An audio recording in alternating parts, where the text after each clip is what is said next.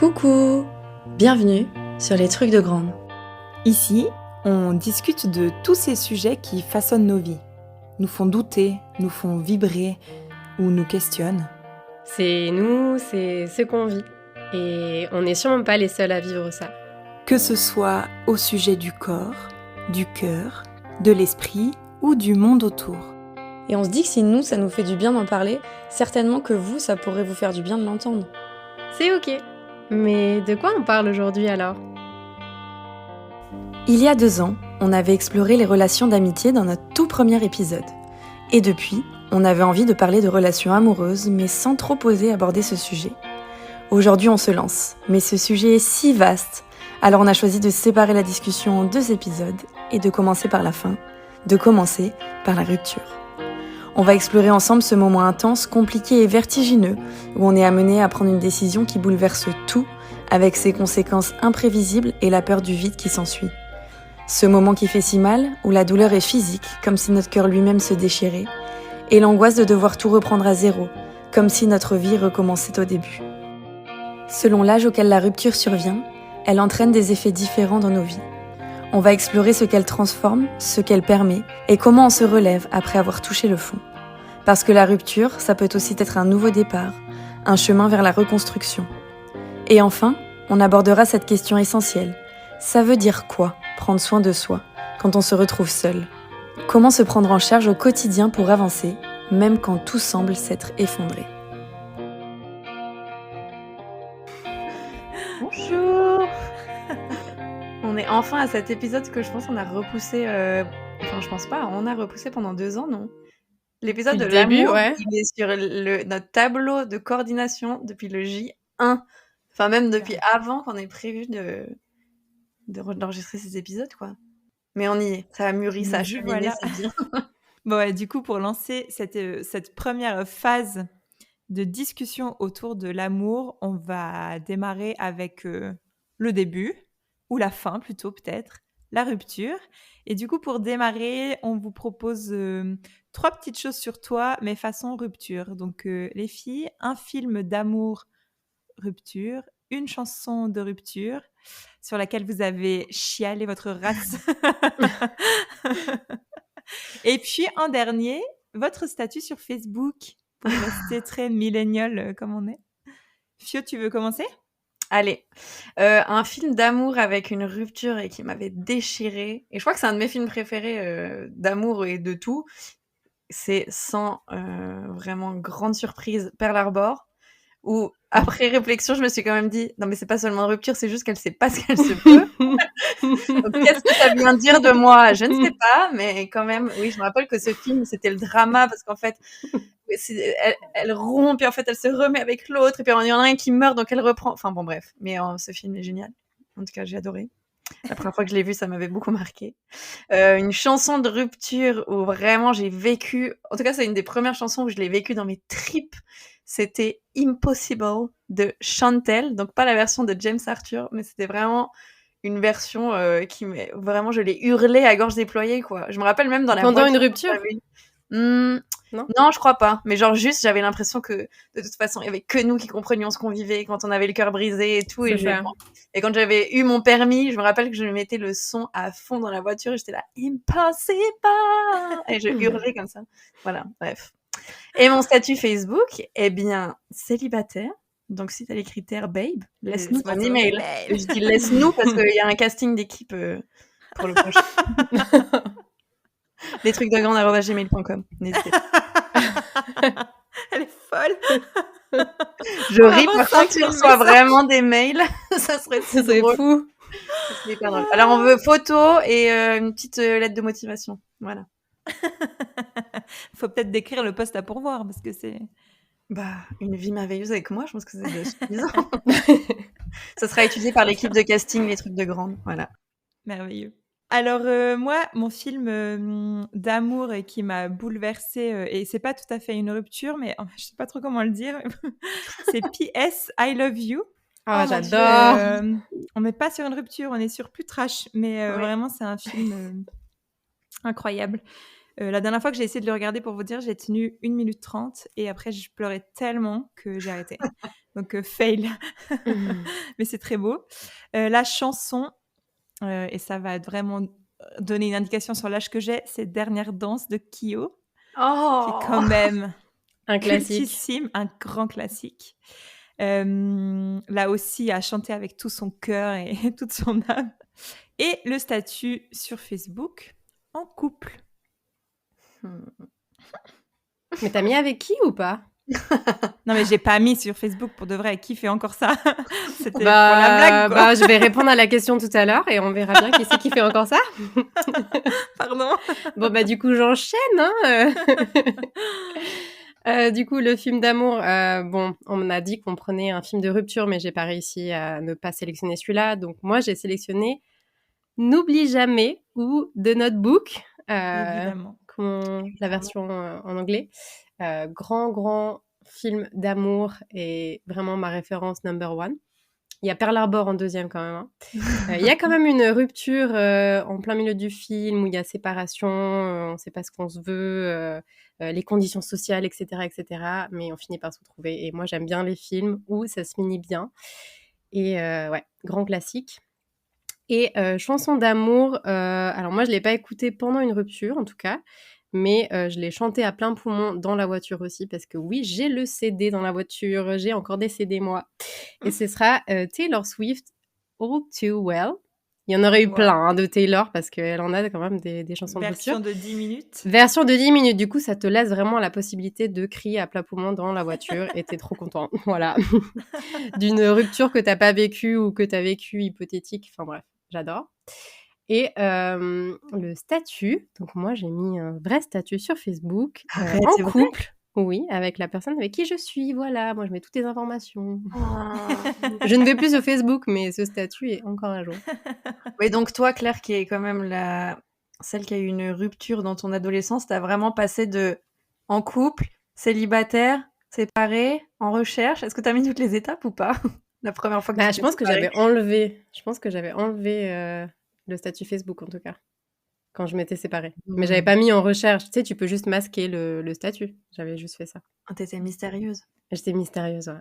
Mais est-ce que du coup, tu peux nous raconter, on va aller dans l'ordre chronologique, donc toi, t'étais en couple pendant très longtemps quand on était ados et même jeunes adultes. Est-ce que tu peux un peu nous raconter ce que ça a impliqué, cette première rupture dans ta vie? Alors, tu parlais de relations d'adolescence. C'est vrai que ça a commencé quand j'étais ado. J'avais 15 ans. Et par contre, ça s'est terminé quand j'étais quand même adulte, à mes 23 ans. Donc, j'ai eu une relation de 8 ans. C'était ma première vraie relation. Ça a été vraiment une relation avec laquelle j'ai grandi, du coup. Pour moi, ça avait aussi un rôle un peu social. Je me suis rendu compte de ça aussi. C'est que du coup, j'étais pas tout seul dans le monde. Je formais un couple avec une personne. Et puis, en gros, elle m'apportait son statut social, son cercle social, m'apportait sa famille. J'avais ce sentiment de pas être seule et d'être accompagnée, d'avoir toujours quelqu'un avec qui je pouvais partager des choses. Du coup, j'avais ce sentiment de fierté d'être en couple, c'est vrai. Et je me souviens aussi, Fio, une fois, tu m'avais dit, et ça, c'est vraiment resté dans ma tête, je sais plus quand tu me l'as dit, je pense que c'était peut-être même quand j'avais déjà des doutes sur le fait d'être en couple avec cette personne. Tu m'avais dit, toi et cette personne, vous êtes vraiment un couple idéal pour moi. Et si un jour vous êtes plus ensemble, je suis pas sûre que je croirais encore en l'amour. Et là, j'étais là. Mon Dieu, genre, c'est quoi ce poids sur mes épaules? Pas de pression surtout. Pas de pression, pas du tout. Et en fait, c'est vrai que du coup, en ayant été ensemble à plusieurs époques de nos vies, ça nous a permis aussi de pour les autres, être une sorte de repère, quoi. C'est comme si on allait toujours ensemble au final. Après, on a assez vite emménagé ensemble et c'est la première fois que je quittais ma famille. Donc, en fait, j'ai placé mon premier repère hors de ma famille avec lui. Et du coup, on était dans une vie universitaire. Donc, c'était aussi pas mal de tension, de stress. Moi, je prenais très au sérieux mes études. Et du coup, je pense que j'apportais aussi ça à la maison. Et puis, au final, je dirais pas qu'on a fini par devenir progressivement plus colocataire que couple, mais cette transition, elle s'est faite progressivement. Donc, j'ai pas senti une vraie cassure. Il n'y a pas eu un événement qui a fait que je me suis dit, ça y est, je veux plus être en couple, c'est fini. Et c'est aussi pour ça que ça a été quand même assez long. Je pense que ça a presque duré 1 an, la phase de rupture, parce que ça a commencé par moi qui commençais à avoir un peu des réflexions sur qu'est-ce que je voulais pour ma vie dans le futur. J'allais gentiment finir mes études, commencer un travail, donc où est-ce que je veux vivre, est-ce que je reste là où on est, qu'est-ce qu'on fait. Et c'est là que j'ai commencé à me rendre compte qu'on n'avait pas forcément la même vision de ce qu'on voulait pour l'avenir, même juste à court terme. Mais on avait quand même on avait beaucoup de respect l'un pour l'autre, on se parlait, et puis c'est comme si on parlait pas du sujet d'être en couple, enfin, on vivait juste notre vie, et puis au fond, on était très très attachés l'un à l'autre. Et c'est pour ça que la rupture, elle a été longue et difficile, parce que on a dû se rendre compte que ça faisait plus de sens, qu'il fallait que cette relation, elle avait été belle, qu'elle nous avait apporté beaucoup de choses aux deux, mais que c'était plus essentiel et c'était plus un pilier pour la suite. Et l'aspect difficile de cette rupture-là, c'est que j'ai vraiment eu l'impression de faire tout le cheminement par moi-même. Parce que je pense je ne sais pas s'il il se voilait la face, ou au final s'il a décidé d'accepter le fait que je voulais rompre. Mais c'est passé par des phases de discussion que moi je lançais. Je le mettais devant le fait accompli. Je lui ai même une fois écrit une lettre parce que j'arrivais plus à m'exprimer. Je me suis dit autant le C'est faire vrai, par ouais, je écrit. vois. Ouais. Comme ça, lui, il le lit quand il peut, et peut-être c'est moins dans l'émotionnel. Et aussi, je crois que je me rendais compte que ça voulait dire aussi ne plus être en couple, c'était devenir une personne qui devait vivre en tant que célibataire, et du coup de me retrouver seule. Et pour moi, c'était difficile parce que c'était tout ce que j'avais toujours vécu, c'était être en couple pour moi. Enfin, dès que j'ai pu commencer à avoir voilà, des sentiments, j'ai pu avoir quelqu'un, et puis ça m'a fait du bien, et je me suis construite au travers de ce couple. Et du coup, ça voulait dire vivre toi, enfin juste vivre moi et voir ce qui me plaît et voir où je veux aller. J'avais l'impression que c'était déjà trop tard. J'avais l'impression que en fait, j'avais tellement vécu de choses avec une personne, enfin pendant ces 8 années, que en fait, il y avait limite plus d'espoir. Enfin, c'est drôle maintenant quand j'y pense, mais j'avais l'impression que c'était déjà trop tard dans ma vie pour quitter cette personne et recommencer à zéro. Et blague à part, je m'étais dit, Je retrouverai plus jamais je personne. retrouverai plus jamais quelqu'un, Eh bah oui, Ouais. normal. et je vais vivre une vie de célibataire. Et puis, mais j'étais consciente qu'il y avait ce risque-là.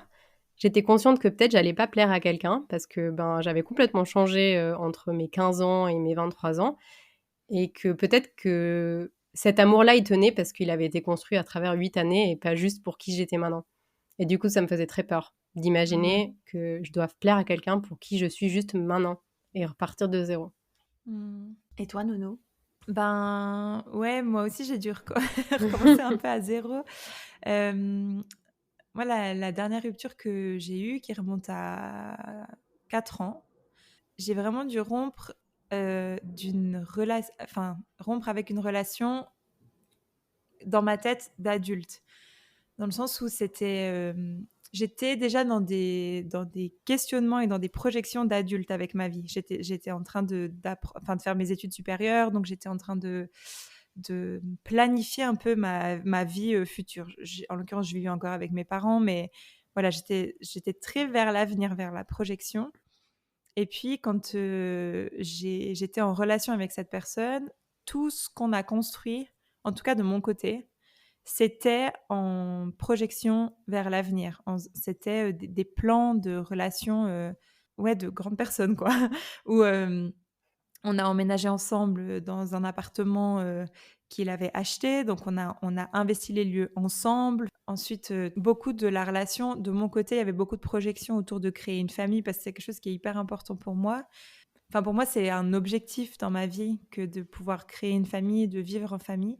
Et du coup, j'ai beaucoup construit ma relation autour de ça avec cette personne, ce qui est complètement paradoxal parce que cette personne n'a jamais voulu d'enfant, et c'était toujours très clair. Mais je crois que même si dans ma tête, je me disais c'est OK, c'est une relation temporaire, enfin voilà, ça va durer le temps que ça durera. Puis quand pour moi, le désir d'enfant, il sera trop grand, je partirai. Même si je crois qu'il y avait ça quand même tout le temps au fond de ma tête, j'ai quand même involontairement fait des projections. Et du coup, au moment où on s'est séparés, alors déjà, ça a été ultra brutal, enfin, c'était vraiment difficile. Et là aussi, c'est moi qui ai dû prendre toute la charge de la rupture. C'est moi qui ai vraiment dû prendre les choses en main, confronter la personne, dire écoute là, je sens qu'il y a des choses que tu ressens, que tu essayes de me faire comprendre au travers de petites choses bêtes. Je saurais même pas décrire, mais des remarques, des petites remarques un peu piquantes, des petites choses dans le quotidien qui font qu'on se dit bon mais là il y a autre chose, il y a quelque chose derrière.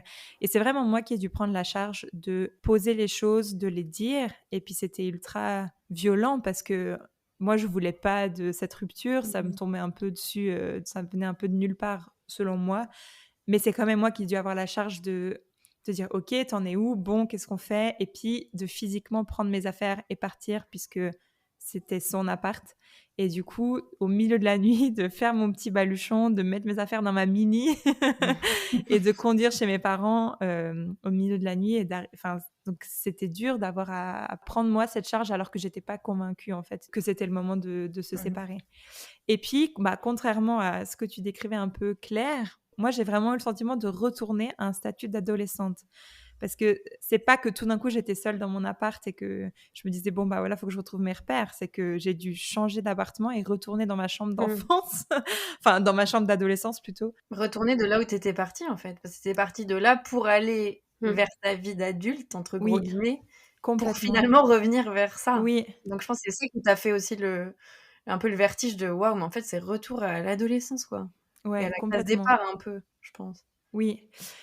Il se trouve qu'en plus, c'était un moment où je changeais de job genre 2 semaines après. Je prenais un nouveau travail. Donc en plus, je me disais: «Mais c'est pas vrai!» Enfin, il y avait tout qui tremblait en même temps de partout. Et puis, il y a vraiment eu mais après ça a fait presque comme un sas où j'ai pu vraiment me prendre soin de moi, me faire cocoler parce que du coup, j'étais chez mes parents. Puis que du coup, il y avait ça, c'était hyper, ça a été hyper précieux pour moi de retrouver un environnement que je connaissais, même si c'était un peu bizarre, parce que mon statut, il était un peu bizarre dans cette maison, mais en même temps, je connaissais les murs, je connaissais les affaires, j'étais avec mes parents, j'avais des moments un peu privilégiés, puis j'avais aussi la chance, je crois, d'avoir quand même ce job nouveau qui démarrait, parce que même si c'était incertain, c'était comme normal que je sois pas sûre de moi, parce que je démarrais un nouveau travail, c'était évident. Donc, c'est comme si la rupture, ça se mélangeait un peu à ça. Puis que c'était un peu, bon, tant qu'à faire, repartons de zéro de tout, quoi.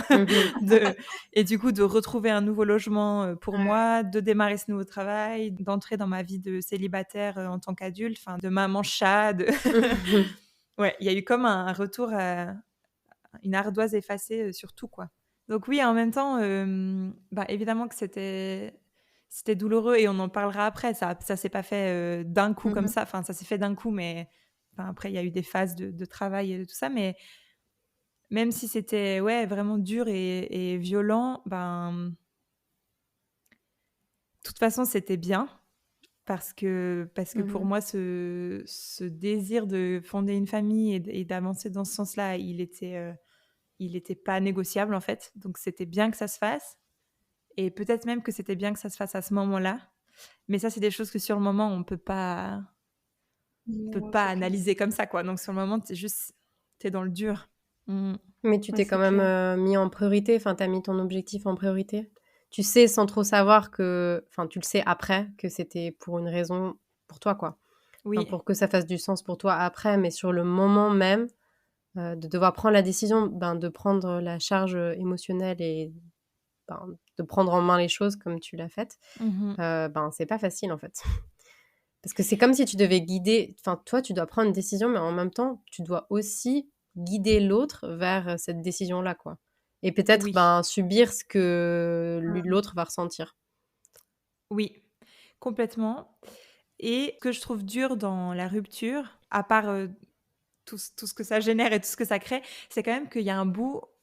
Je trouve que c'est rare d'avoir vraiment un signe hyper clair qui te dit ok, la relation là, elle peut plus continuer, c'est fini. Puis comme tu disais Claire, des fois ça s'étend sur un moment, puis tu te dis tiens c'est marrant, pourquoi je ressens tel truc. Puis il y a un moment où tu dois venir à cette décision où l'autre il vient pour toi, mais il y a quand même une monstre part d'incertitude de est-ce que c'est la bonne décision pour moi, parce que c'est une décision qui implique tellement de changements. Quand on est adulte, je dis pas, quand on est ado, je pense qu'il y a beaucoup de choses émotionnelles, mais il y a moins de changements concrets à faire dans ta vie, quoi.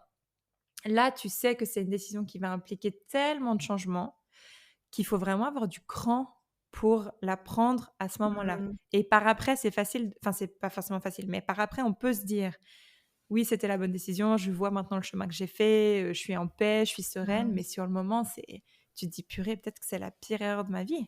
Ah, Oui, et puis que tout va changer, genre tout ton quotidien va Mhm. changer, quoi. Tu dois te réadapter à Oui. tout. C'est marrant parce que quand je vous écoute, je me dis on n'est pas du tout. Enfin, en fait, c'est bien parce qu'on est trois exemples complètement différents et c'est pour ça que c'est cool parce qu'on se complète. Mais moi, ça avait rien à voir. Moi, je crois que les relations et la vie de famille, ça ne m'intéressait. Enfin, non, pas la vie de famille, mais en tout cas, les relations, ça m'a jamais intéressé vraiment. Oui, j'avais eu des histoires et tout, mais j'ai jamais trouvé que c'était. Pardon pour ces personnes, mais j'ai jamais trouvé que c'était assez important pour que les personnes, vraiment, je les inclus dans ma vie, que je les présente à ma famille, que je les. Voilà, c'était toujours des choses qui se vivaient un peu comme ça. Et en plus, je pense que mes dernières années au collège slash Mhm. lycée, dépend de qui nous écoute, ça a été hyper dur parce que j'ai eu des grosses déceptions en amitié liée à amour, avec des histoires un peu sombres. En plus, j'avais perdu une de mes meilleures amies qui s'était suicidée. Et en plus, mes parents divorçaient. Et en fait, j'ai l'impression que tous mes repères, en fait, que ce soit familiaux, amicaux ou amoureux, étaient complètement instables. Et je pense que vraiment, j'ai placé tous les repères en moi. Et quand je suis arrivée dans ma vie d'adulte à Paris, je me suis dit, non, mais de toute façon, ça m'intéresse pas. Enfin, la seule personne qui compte, c'est moi. Et je pense que j'étais vraiment, c'est même pas ouverte aux relations, c'était Mhm. complètement fermé, quoi. Et puis, j'avais pas envie de m'ouvrir et pas volontairement, mais juste ça ne m'intéressait pas, en fait. Je me disais, bah, je suis bien, enfin, je suis construite, moi, je suis solide avec moi-même, je me fais confiance à moi et ça me suffit. Jusqu'au jour où j'ai rencontré quelqu'un qui est venu complètement bouleverser ce que je croyais être mes certitudes. Et c'est vrai que là, c'était trop bizarre parce que je me rappelle que dans les premiers temps, je l'ai fait souffrir le pauvre parce que je lui disais non, mais moi de toute façon, je suis pas faite pour les relations. Et puis ça, ne t'attache pas à moi. Et puis en fait, je lui faisais tout pour le faire fuir parce que je me disais, je veux pas venir ébranler ce qui est mon socle solide. Et puis je crois que enfin je crois pas, petit à petit, je lui ai fait confiance et en fait, j'ai switché dans l'inverse parce qu'au fond de moi, je suis un vrai bisounours et je crois que j'ai vraiment trop d'amour à donner et à recevoir. Et ça a été des années incroyables. Et c'était des années incroyables parce que c'était des années dans lesquelles je me construisais en tant qu'adulte entre mes 20. Je me rappelle plus très bien avant, j'ai essayé de réfléchir, mais je crois que j'avais 22, 23 ans jusqu'à mes 29, 28, 29 ans. Donc ça a duré tout ce laboratoire de la vingtaine où tu vis tous tes trucs d'adulte, tes premières choses d'adulte ensemble. Et pour le coup, on vivait tout ensemble. Et je me rends compte que j'étais dépendante, enfin, ouais, dépendante de lui. On créait vraiment un truc ensemble. Et c'est ce que tu disais, Claire, c'est ça qui me fait rire, c'est que les gens autour de nous ont commencé à faire les mêmes remarques que je t'avais fait. C'était genre, ah, mais vous êtes le couple qui fait que. Et puis moi, j'étais là, bah ouais, clairement, enfin oui. Et nous, on avait aussi, du coup, des projections de plus loin, d'adultes. On était même à. Bah, on vivait ensemble, ça c'était sûr, mais on était à réfléchir à, ok, bon, bah là, on s'approche de la trentaine, faut qu'on fasse quelque chose, enfin, faut avoir d'autres Mhm. projets, quoi. Et c'est vrai que c'était des projections, enfin, que je pense que c'est pour ça que ma rupture, elle a été hardcore, c'est parce que j'étais tellement bien seule et j'étais tellement solide et stable seule qu'après, je lui ai fait une confiance aveugle et ultime et que quand ça s'est cassé, parce que ça s'est cassé de façon un peu brutale et c'était des choses qui, pour ma confiance, n'étaient pas OK. Et c'est venu vraiment casser un truc, un vrai truc en moi et en la confiance que j'ai en les gens en plus. Mais rétrospectivement, je vois ce qui fait aussi que la dernière année, enfin que les dernières années peut-être, mais surtout la dernière année, on prenait plus trop soin. On avait des rythmes complètement décalés en termes d'horaire et de rythme de vie. Et puis du coup, on était pas plus coloc qu'en couple, mais quand même presque. Quand un se levait, c'était l'heure à laquelle se couchait l'autre. Quand un était là, c'était un moment de la semaine où l'autre partait en tournée, en tournage. Enfin, c'était des rythmes vraiment décalés. Et je pense qu'on n'a pas pris soin, on n'a plus pris soin. Et c'est ce qui fait que ça s'est vraiment petit à petit délié un peu et on s'est éloigné en vivant sous le même toit. Comme quoi, vraiment, quand tu prends pas soin, c'est pas parce que tu vis avec la personne que tu vois la personne. Je pense qu'il faut prendre soin tous les jours et choisir tous les jours. Et ouais, ça a été hyper violent pendant une semaine. Je me suis pas levée de mon lit, je me suis pas nourrie. Heureusement, j'avais une amie qui était là et qui venait m'apporter des trucs à manger en me disant tu manges en fait. Cette même personne qui m'a pris un billet de train pour me dire tu rentres et tu vas voir vous deux. Elle m'a pris le billet de train, elle a tout coordonné avec toi Claire en se disant faut que vous la réceptionnez, elle est en train de se laisser mourir. Mais c'était pas tellement que je me disais mon Dieu ma vie est finie ou quoi, c'est que à l'intérieur j'avais l'impression d'être fissurée en deux, c'était trop bizarre comme sentiment. Enfin physiquement je trouve que quand t'as le cœur brisé tu le sens quoi, ça fait vraiment mal à l'intérieur quoi, et je me disais oh, mais ok mais attends mais là je vais avoir 30 ans Ma vie est finie. et puis tout recommence à zéro. Ouais, enfin là pour le coup je me disais comme toi Claire à 23 ans, mais en fait c'est marrant parce que je pense qu'à n'importe quel âge quand t'es en rupture tu te dis voilà c'est fini, de toute façon ma vie est terminée, et puis non tu te rends compte que ouais ça fait très très très très mal, mais que ouais c'est que ta vie est pas terminée. Mais moi ce qui a été difficile, et je sais que je vous en avais parlé, c'est que effectivement cette personne je l'ai inclus dans toutes les facettes de ma vie je pense, ou presque, enfin c'est-à-dire que tout le monde le connaissait, c'était quelqu'un, enfin c'est toujours quelqu'un de très ouvert, très facile avec les gens, donc facile en fait dans l'entourage.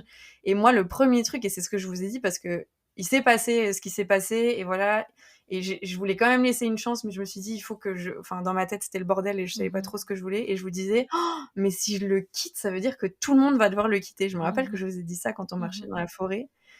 Et ça a été trop dur. Et puis après, je me disais, et puis si je le quitte, ça veut dire que je quitte aussi tout son entourage à lui parce que lui, c'était quelqu'un de ma famille. Pour ma famille, c'était devenu quelqu'un de ma famille. Et pour sa famille, j'étais quelqu'un de sa famille aussi.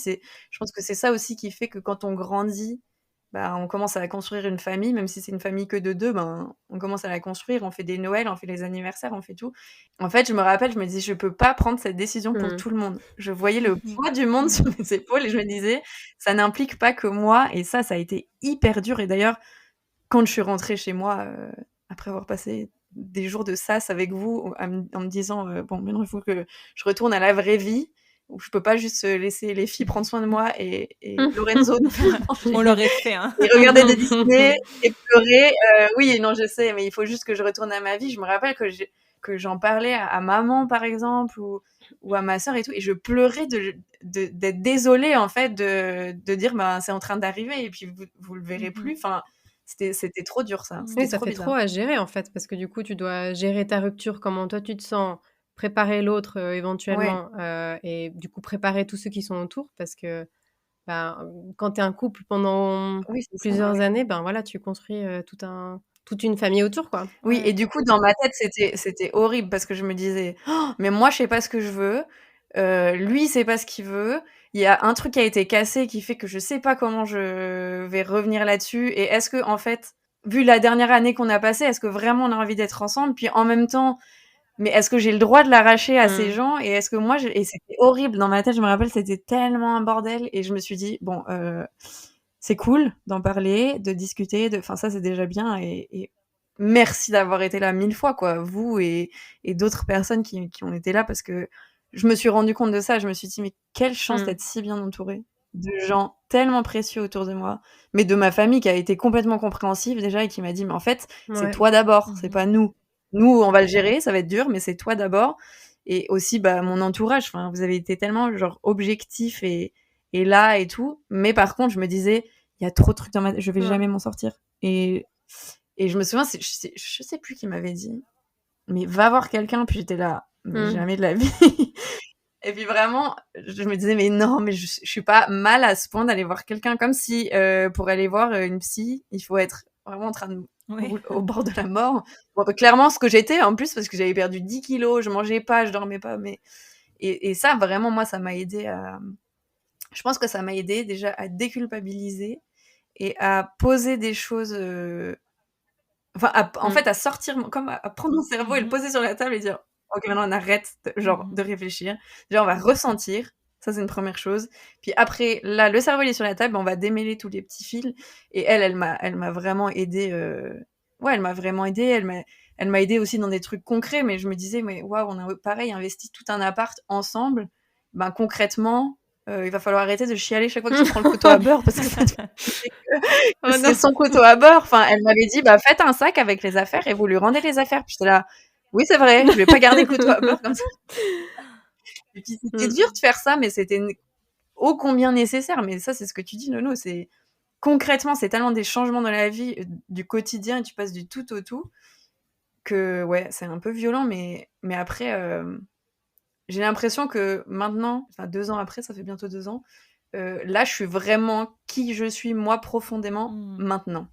Parce que je suis seule, que je me construis selon mes propres besoins. Parce que tout le monde te dit oui, mais maintenant il faut que tu te retrouves Ouais. toi. Déjà, tu sais pas ce que ça veut dire, premièrement. Et en plus, ça te saoule d'entendre ça parce que t'as juste envie de dire non, mais en fait, j'ai envie de retrouver l'autre. Puis on te dit fais les choses qui te font du bien, pense à toi et ça ira mieux. Bah non, plus tu penses à toi, plus tu te dis mon Dieu, je suis seule, moins ça va mieux. Et en fait, c'est un travail, je trouve, le travail de la thérapie qui est merveilleux parce que ils savent ce qu'ils font. En fait, c'est professionnel. Je pense quand tu tombes sur la bonne personne.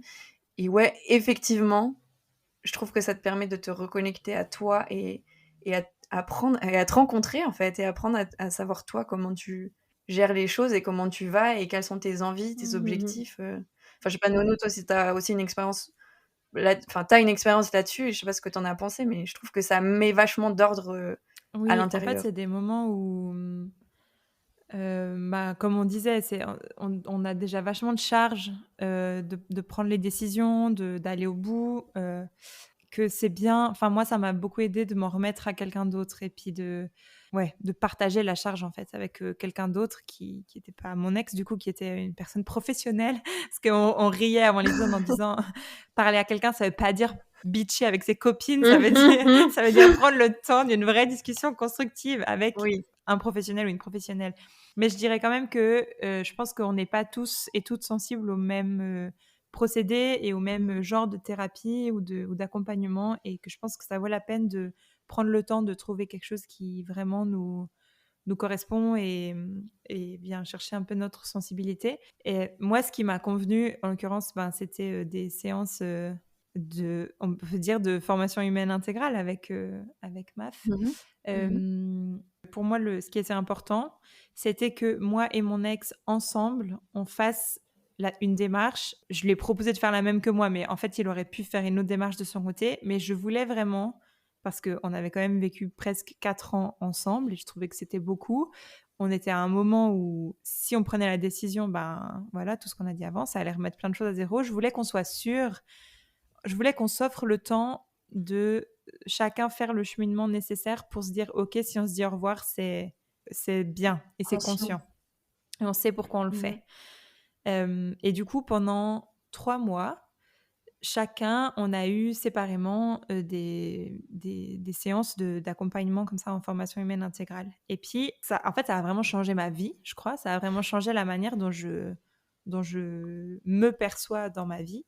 Il y a vraiment une chose que j'ai apprise et que je lâcherai plus jamais, je crois, c'est que j'ai vraiment appris à prendre soin de moi, mais pas genre m'offrir une séance de massage ou quoi, à vraiment littéralement m'occuper de moi et prendre soin de moi et répondre à tous mes besoins, que ce soit primaire ou affectif ou enfin en fait je sais pas quelles autres catégories de besoins il y a mais j'ai vraiment appris à me voir. En fait, moi, l'image que j'avais, c'était une bouteille qui était vide, c'était moi, et puis que je pouvais remplir d'eau. Puis qu'en fait, j'ai vraiment littéralement appris à remplir moi-même la bouteille jusqu'au goulot et à faire que la bouteille soit pleine. Et puis, j'ai vraiment réussi à comprendre dans ma vie de quoi j'ai besoin pour moi-même remplir ma propre bouteille. Et après, à percevoir que tout ce que les gens m'apportent autour, c'est tout ce qui permet à la bouteille de déborder, mais que même sans les autres, moi-même, j'arrivais à remplir ma propre bouteille. Et c'est pas, je crois vraiment que c'est pas égocentré et que c'est pas égoïste et c'est pas en mode je suis meilleure que tout le monde et je suis au-dessus des gens, mais c'est nécessaire pour moi de savoir que je peux moi-même répondre à mes propres besoins et prendre soin de moi. Et qu'après, ça m'a vraiment donné une posture après dans comment j'étais face aux autres, même pas encore dans une phase où je recherchais une autre relation amoureuse, mais même face à mes collègues. Enfin, vraiment ce truc où tu es hyper droit, tu es hyper solide parce que tu te dis en fait, j'ai tout ce dont j'ai besoin en moi. Et puis après, tout le reste, mais quel bonheur et quel plaisir. Mais c'est en plus. Et ça a vraiment été un apprentissage fondamental pour moi, aussi de comment je percevais ce que c'était qu'une relation amoureuse, où j'ai arrêté de chercher en l'autre des choses qui pouvaient compléter ce que j'avais pas. Et que je cherchais après, du coup, plutôt en l'autre des choses qui sublimaient des choses que tu avais déjà. magnifiques. Ouais. Et ça, vraiment, ça a été un tournant dans ma vie hyper important. C'est la clé, et je trouve que c'est vraiment la clé quand tu comprends ça, que tu es ton propre pourvoyeur de soins. On l'a dit plein de fois, mais c'est vrai. Je trouve que quand tu comprends que... Parce que en fait, c'est facile de l'entendre en théorie. Oui, mais c'est à toi de prendre soin de toi, c'est à toi de te prendre en charge, c'est toi qui dois te faire du bien et tout. La théorie, elle est belle, mais quand tu comprends, quand tu le vis et que tu l'expérimentes, et que tu vois que tu peux te faire du bien et tu sais ce dont tu as besoin et tu sais t'écouter, et bah, tu arrives même à le faire, par exemple, avec tes amis ou ta famille aussi. Parce que moi, par exemple, j'avais un très très gros problème à dire non. Je pouvais sortir tous les soirs pour faire plaisir et pas dire non à mes amis, ou je pouvais accepter, je sais pas, des choses par-dessus la tête, quitte à vraiment, même s'il y a des fois où j'étais pas bien, mettre un masque social, y aller. Et en fait, j'ai appris à juste dire non, pas en étant égoïste, mais en étant justement complètement dans plein d'amour pour moi. Et puis, du coup, ça me rend disponible pour les autres aussi, parce que ça veut dire que je l'ai choisi à un moment où moi je suis dispo, si eux aussi ils sont dispo. Et ouais, je trouve que ça, c'est vraiment la clé de tout. Enfin, je pense que les ruptures, ça t'apprend ça aussi, ça t'apprend à Ouais, refonctionner c'est toi. clair. Et ça crée vraiment un contraste, en fait, avec ce que tu as vécu pendant, peu importe combien de temps ça a été. Mais la rupture, ça fait partie de la relation et c'est vraiment un moment qu'il faut vivre. Et c'est ce qu'on a un peu fait toutes les 3. Enfin, c'était assez intéressant de voir comment vous avez vécu vos ruptures à vous. Moi, comme j'ai pris cette décision, ça m'a permis vraiment j'ai senti un point en moins. En fait, le jour où je me suis dit: «C'est bon, on n'est plus en couple», on a écrit à tout le monde est au courant. J'ai ce truc en moi et en fait, j'avais dégagé beaucoup, du coup, d'énergie pour tout ce que je devais investir en moi et tout ce que j'avais, dans le champ des possibles. Et ça m'a redonné vraiment un boost. J'ai pas dû passer par une phase très down parce que comme ça s'est étalé sur 1 an, j'ai pas eu cette phase de sas comme vous avez eu où c'était intense sur une courte période. Ça a vraiment été étalé. Mais de vraiment aussi conscientiser la rupture, de chérir ce qui s'est passé, de prendre le temps de dire merci, d'accepter que ça fasse quelque chose aux gens autour de nous aussi. Enfin, moi, j'ai ressenti ça avec ma famille, mais après, ils ont tous les droits de ressentir ça aussi, quoi. Ça faisait partie de leur vie aussi, c'est quelque chose qui laisse partir. C'est rigolo parce que suite à cette période voilà, où j'ai vraiment pris le temps d'essayer de sentir pour qu'est-ce qui était bon pour moi et de quoi j'avais envie. Déjà, ça a complètement répondu à tous mes doutes, où c'était tout d'un coup complètement évident que j'étais dans le juste pour moi et que... Enfin, je dis pas qu'il y avait juste ou tort, mais voilà, la décision que j'avais prise, c'était la bonne et j'étais sereine avec ça. Et ce sentiment-là, de te dire ok, c'est bon, j'ai pris la bonne décision et je vais aller de l'avant pour moi, c'est quand même ultra libérateur et ultra puissant. Et j'ai vraiment senti que j'entrais dans une phase où aussi ce truc de ressentir, de commencer à construire pour toi et à faire son propre nid, à choyer sa maison, à prendre soin de tes propres besoins. Tu deviens comme hyper indépendante et autonome, et c'est hyper grisant. Et moi, j'ai vraiment eu toute une phase où j'étais là, mais je suis un peu la reine du monde, quoi. Enfin, en fait, je vois pas trop ce qui pourrait m'atteindre parce que j'ai l'impression d'avoir tellement toutes les clés pour réagir à tout. Et du coup, j'ai eu d'abord je dis toute une phase. C'était pas très long, mais j'ai eu d'abord une phase où je voulais pas du tout me rouvrir à une autre relation parce que j'étais là, mais waouh, j'ai besoin de personne en fait. J'ai besoin de personne. Et puis, après, quand même, pour moi, être en relation amoureuse avec quelqu'un, c'est quand même faire équipe avec quelqu'un. Et ça, pour moi, c'est super précieux. Donc, assez vite, je me suis quand même dit, en fait, j'aurais envie de ça. Mais pas j'aurais besoin, mais vraiment, j'aurais envie. Et ce serait quand même super. il y a quand même plein d'avantages à recevoir de la tendresse et de l'amour Mhm. externe à soi. Mais c'était vraiment, de nouveau, dans l'image de la bouteille, c'était vraiment, je le voyais comme un bonus. Donc, je l'ai pris presque un peu à la rigolade, quoi. Mhm. Je vivais ma petite vie de célibataire, ouverte à ce qui allait m'arriver dessus. Mais du coup, j'étais sur des applis de De dating, rencontre. de rencontres, ouais. Et je faisais des dates, mais c'était presque un peu un jeu.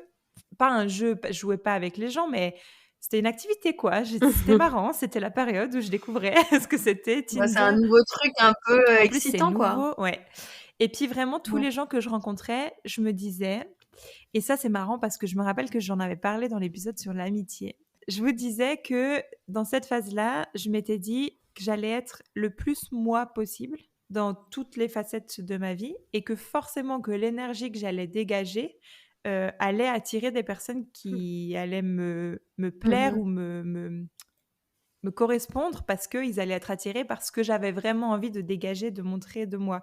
Et du coup, j'étais vraiment dans une phase où j'enchaînais les dates, tous un peu de la même manière. Je me disais pas, je vais rencontrer des gens et j'espère que je vais tomber amoureuse. Je me disais, je vais rencontrer des gens et puis ils vont voir qui je suis, puis je vais voir qui ils sont.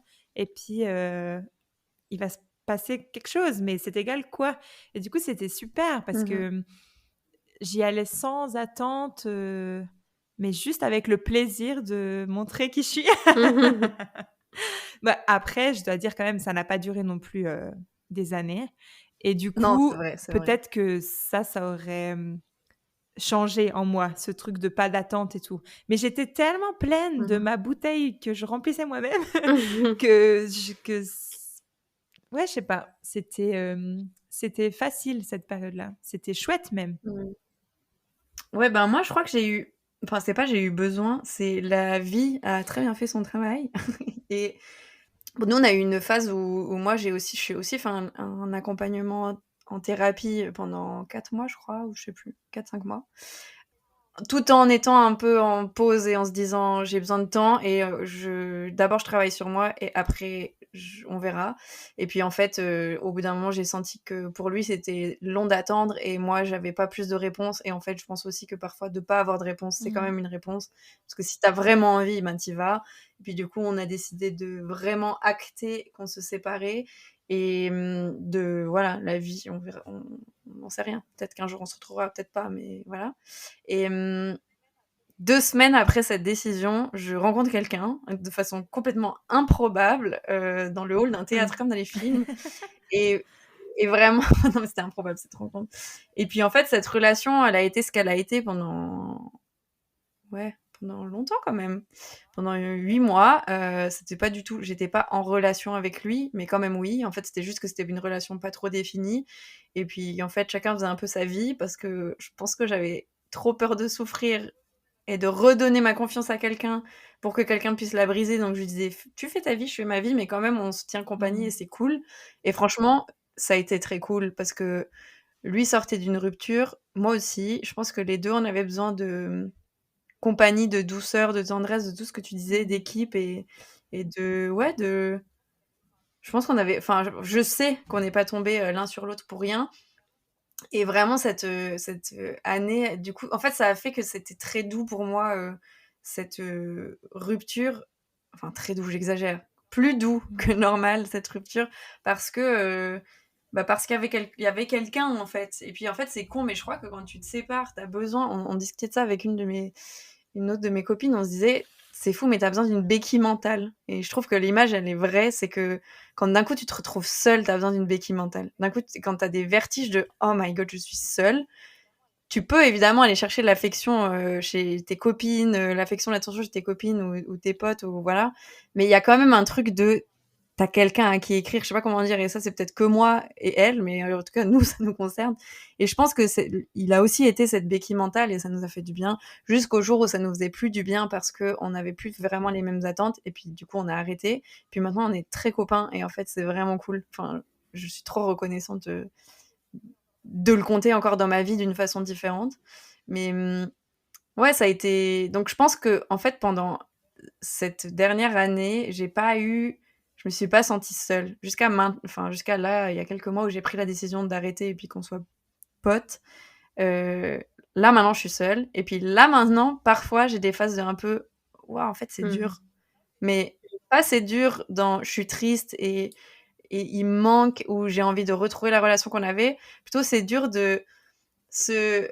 Je pense que j'ai pas fini le travail sur moi déjà. Donc là, j'ai repris des rendez-vous avec ma psy et en fait, on travaille sur des aspects complètement différents de moi et c'est trop intéressant parce que je suis allée la voir en lui disant en fait maintenant je vais bien, je suis plus au fond du trou comme quand tu m'as récupérée, mais maintenant vu que je vais bien, je pense qu'il y a des choses de moi-même à travailler pour faire en sorte que je sois justement ouverte à d'autres personnes.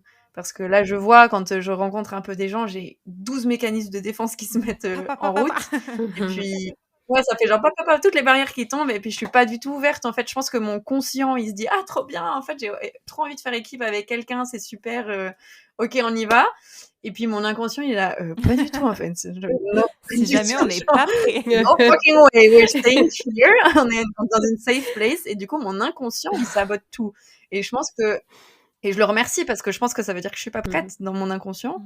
Et mais je m'en réjouis beaucoup parce que c'est trop cool, ce petit laboratoire de soi-même. Et en fait, j'apprends à me connaître moi et je trouve que c'est la plus belle relation d'amour que je suis en train de vivre. Enfin, c'est trop beau. Et j'ai tellement d'amour et de tendresse et d'affection pour la personne que je suis parce que je vois en fait comment je me construis. Quand j'ai tous ces mécanismes de défense qui tombent, je suis là, how cute. Alors, t'as peur en fait. Dis-le, t'as peur. Et puis, ouais, j'ai peur. Puis en fait, je pense que, bah oui, c'était tellement une longue relation dans ma vie et la plus importante jusqu'à maintenant que ça va pas mettre 1 an et demi à se réparer et à faire en sorte que je sois complètement en full relation d'amour avec moi. Je pense que ça va prendre un petit peu plus de temps et c'est cool. Mais d'ailleurs, j'ai pas l'impression que c'est des phases qui sont l'une après l'autre, successives, ouais. Je pense pas qu'on reprend une nouvelle relation que quand on est complètement réparé de la rupture précédente ou que je pense qu'on traîne des choses, enfin qu'on emmène avec nous ce qu'on a sur le moment et que, par exemple, Claire qui a vécu sa rupture sur plus longtemps puis qui s'est relancée dans une relation, les phases étaient beaucoup plus courtes, mais je pense que en fait, c'est des choses qui se vivent de manière naturelle, En même temps, oui. ouais. Et en même temps, c'est clair, on est encore en train de soigner des trucs quand on en commence des nouveaux. Et moi, du coup, dans mon expérience, la phase de reconstruction, elle est assez intéressante. C'est-à-dire que vous vous souvenez quand j'ai dit non, mais moi maintenant, c'est bon, je vais plus jamais retrouver personne, je fais ma vie de célibataire, je compte plus sur retrouver l'amour et c'est pas grave. J'ai au moins vécu ça. Voilà, j'ai au moins vécu ces 8 années. Donc, j'étais pas vraiment, honnêtement, pas ouverte à retrouver quelqu'un. Je me disais, c'est pas le moment et ça fait aucun sens, j'ai trop de trucs à gérer. Mais j'ai quand même rencontré quelqu'un relativement vite, mais j'ai mis certaines barrières parce que ça faisait trop d'informations, mais je sentais quand même qu'il y avait quelque chose qui arrivait. Donc, j'étais en phase de reconstruction déjà avant la rupture officielle, donc ça s'est fait un peu plus calmement. Mais après, moi, ce qui m'a aidée, donc je me suis mis en couple avec cette personne qui est mon partenaire actuel, mais on a eu presque 1 an de relation à distance en fait. En fait, lui, il s'était déjà engagé pour faire 1 année d'études à l'étranger, donc il n'était pas loin, il était en Belgique. Mais ça, je pense, ça a vraiment été clé dans notre relation parce que moi, j'étais pas prête. Mais en même temps, avec cette relation à distance, ça me laissait l'espace que j'avais besoin pour faire ma vie, ne pas devoir dire tout ce que je fais à quelqu'un de A à Z et puis juste vivre mon truc. Et en plus, je commençais aussi ma vie professionnelle, donc j'avais aussi pas mal de choses d'insécurité, de choses à un peu gérer, à comprendre. Et après, c'était drôle aussi parce que j'ai fait un petit peu les trucs à l'inverse. J'ai eu une relation de couple très vite dans ma précédente relation. Et après, quand j'ai décidé de plus être en couple et que du coup on s'est séparés, j'ai vécu une vie d'ado ou jeune adulte. Je suis arrivée en coloc en fait. Donc il y a des gens, ça faisait sourire dans ma famille. Ils étaient là, mais en fait, toi, t'es adulte, maintenant tu travailles, tu gagnes ton argent, mais t'as décidé de te mettre en coloc. Et j'étais là, ouais, mais en fait, les adultes, on a le droit de faire ça aussi. On fait ce qu'on veut d'abord. Et ça m'a fait du bien parce que ça a permis en fait de recréer un espace où j'avais ma chambre pour moi, mon espace à moi, me retrouver moi, mais d'avoir quelqu'un avec qui partager aussi mon quotidien et pas me retrouver seule. Donc la vie, elle a quand même bien fait les choses Et j'ai pu retrouver le bonheur de me sentir amoureuse et pas... Si, au début quand même, je me sentais hyper mal, en fait, de me remettre dans un état émotionnel amoureux avec quelqu'un, même si on se définissait pas comme étant un couple. Mais il y avait quand même quelque chose qui était là et moi, je me sentais hyper mal parce que je pensais que les gens allaient me juger. Je pensais qu'il y avait un certain temps, il y avait une limite de temps entre deux relations qui devaient exister et que, oui, ça a été fait successivement, mais ça a quand même été très proche et moi-même, je me disais, qu'est-ce que les gens vont penser de moi, en fait? Genre, les gens qui n'ont pas la connaissance de ce qui s'est passé, du coup, dans mon couple et dans ma rupture vont se dire, ah bah, c'est elle qui a mis fin à la relation pour être avec quelqu'un d'autre. Et en fait, ça me faisait vraiment mal parce que je me disais, j'ai tellement été honnête et j'ai tellement pris soin de la fin de cette relation que j'aurais pas envie que les gens pensent ça, quoi. Oui, mais si pour toi le couple c'était tellement aussi un statut social et un Exactement, binôme face aux gens, ben c'est sûr que ça allait te toucher, quoi. c'est ça. Du coup, je pense que j'ai repoussé un peu ça, mais ouais, voilà, tout s'est assez bien fait du fait qu'on n'était pas physiquement ensemble. En vrai, moi, je veux revenir sur ce truc parce qu'on l'a évoqué plusieurs fois, de reprendre à zéro ou de cette peur de se retrouver seule et de devoir tout recommencer avec quelqu'un. En fait, je crois qu'on recommence jamais à zéro avec personne et que tout ce qu'on dit là, ça va dans le sens aussi de se dire, ben, on avance avec notre relation, on avance dans la rupture et puis on rencontre les gens, on n'est plus les mêmes que 2 jours avant ou 2 ans avant. Enfin, on avance tout le temps. Et je sais que moi, un truc qui me faisait peur dans cette phase de retrouver des gens, même si c'était super, mais je me disais, le moment où je vais me dire, ah tiens, cette personne, ça vaut la peine de creuser avec, je vais devoir tout reprendre, je vais devoir tout lui expliquer qui je suis en fait. Je vais devoir dire, tu sais, il m'est arrivé tel truc, puis ça m'a vachement marqué, puis après il m'est arrivé telle chose, puis ça m'a vachement forgé, puis je me suis construite par rapport à ça, puis voici mes mécanismes de défense, et voici. Ouais, la flemme, les C'est début de clair. date, là. Et à un moment, je me suis dit, mais en fait, je vais pas le faire. Je vais pas raconter ma vie comme si c'était un livre que j'ouvre, puis je suis là, voilà, page 7, tu verras, c'est un peu compliqué, page 8, ça va mieux. Non, t'écris une biographie, tu lui donnes. Ça, c'est moi. Un Pas fini de lire, en podcast et je lui fais tout écouter. Non, mais je me suis dit qu'en fait, les choses allaient se faire naturellement et que j'allais pas me mettre la pression de il doit tout savoir de moi pour comprendre qui je suis et pour vouloir être en relation avec moi. Et qu'en fait, les choses allaient venir. Et du coup, ça fait qu'il y a sûrement des choses, 3 ans et demi après maintenant, que je lui ai peut-être pas racontées. Mais parce que je me dis, en fait, c'est OK, ça vient pas... c'est pas parce qu'il sait pas ça de moi que on n'a pas une vraie relation ou il passe pas à côté de quelque chose. Et peut-être que tout d'un coup, il y a une chose que je vais lui dire, ah oui, tiens, c'est marrant, je t'ai jamais dit, mais en fait, tel truc, ça fait partie de moi. Puis un côté, c'est cool parce qu'on continue de découvrir des choses l'un de l'autre encore longtemps après parce qu'on n'a pas fait ce truc de, bon, tiens, voilà le livre, voilà qui je suis. Accroche-toi, c'est long. Mais aussi, d'un autre côté, on se cache... Enfin, moi, j'ai l'impression de m'être moins cachée. Enfin, j'ai moins l'impression d'avoir embelli qui j'étais. J'ai genre vraiment... Si j'avais des émotions qui montaient, si j'avais des choses à dire, je les communiquais vachement plus que même si c'est à très longtemps, mais au début de l'autre relation où je voulais vraiment que ce soit beau, que... C'est comme si tu reprends de zéro avec qui t'es et la relation que tu commences avec quelqu'un, mais toi, derrière, tu as appris des choses sur toi et t'es pas obligé de masquer ça pour l'autre, pour préserver la relation. Et au contraire, tu as justement envie que ça se base sur quelque chose de solide et de réel et que ce soit vrai, quoi. Mais je pense qu'on peut continuer de parler comme ça encore des heures et des heures, mais on va garder la phase de couple et tout ce que ça implique pour l'épisode 2 sur cette thématique de l'amour. Du coup, avant de conclure, on va passer à notre petite tradition de fin. Alors moi, je peux commencer. Moi, ce qui m'a touchée, c'est pour chacune de vous deux, de me replonger dans le moment où vous avez vécu la rupture, mais dans le dur, et ce que vous avez du coup mis en place pour pouvoir surmonter ça.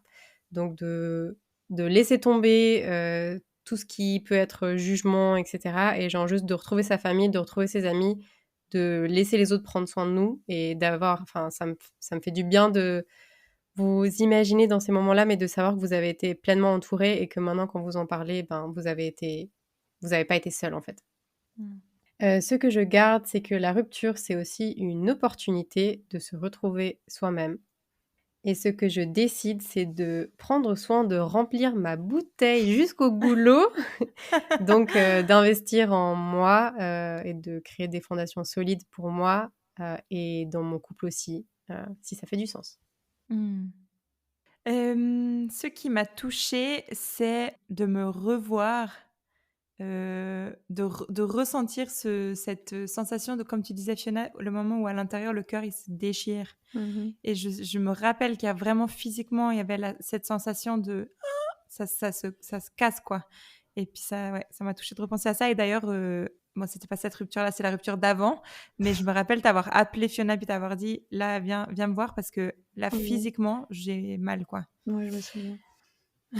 Ce que je garde, c'est que mon envie à moi, c'est de faire équipe. Je garde cette idée-là. Et ce que je décide, c'est de refaire un petit check de où en est ma bouteille. Parce que maintenant que je suis en couple, je pense qu'il y a sûrement des mécanismes et des choses, des automatismes que j'ai perdus. Et de juste rechecker, est-ce que je suis bien toujours en train de la remplir moi-même et de ne pas attendre que ce soit l'autre qui la remplisse pour moi. Ça me fait des petites émotions, je vous avoue, cette fin-là. Moi, ce qui m'a touchée, c'est moi-même, parce que j'ai constaté que je pense que j'étais un peu un frein à cet épisode parce que j'étais vraiment pas du tout bien et à l'aise par rapport à ce sujet-là, surtout parce que j'étais pas guérie. Et du coup, ça me touche de voir que c'est moi qui l'ai ramené sur la table parce que je pense que je vais bien et ça fait du bien de se voir aller mieux. Ça m'a touchée de me voir aller bien et prendre les devants et décider. Ce que je garde, c'est l'image de la bouteille parce que la théorie, je la connais, mais moi qui aime bien les dessins et les images, ça me parle. Et du coup, je pense que quand je vais me jauger un peu, je vais visualiser cette bouteille. Donc je la garde, cette image. Et ce que je décide, c'est de m'aimer encore plus tous les jours et de me choisir encore plus.